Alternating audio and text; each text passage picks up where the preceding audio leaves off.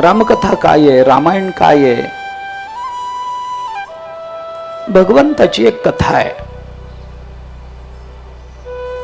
आपली भारतीय संस्कृती भगवंताचा अवतार मानते. विविध युगामध्ये मी विविध रूपामध्ये अवताराला येतो हे भगवंतानी स्वतःने अर्जुनाला गीतेमध्ये सांगितलंय.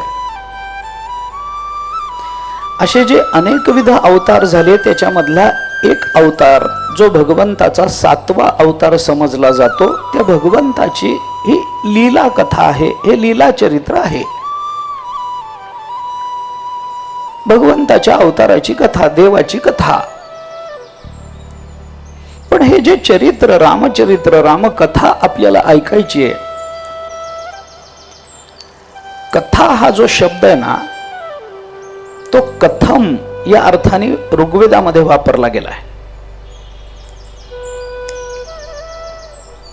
कथा काय आहे? आपल्याला 4-2 शब्द नेहमी ऐकून माहिती असतात. यथा, तथा, सर्वथा. तशी एक असते ती कथा. यथा म्हणजे काय? येन रूपेण यथा, तेन रूपेण तथा, सर्वेण रूपेण सर्वथा. तसं केन रूपेण कथा. कथा कथा म्हणजे काय? कुठलीही कथा या प्रश्नाने सुरू होते. केन रूपेण, असं कसं झालं म्हणलं की जी सुरू होते तिला कथा म्हणतात. अगदी सरळ साधं आपण चिंतन करून पहा. काय या कथेमध्ये काय आपल्याला बघायचंय? काय आहे ही कथा? याचा थोडा विचार करून पुढे जातो. केन रूपेण, कसं झालं, कोणत्या प्रकारानं, कोणत्या रूपानं, असा प्रश्न विचारल्यानंतर जे सुरू होतं ती कथा.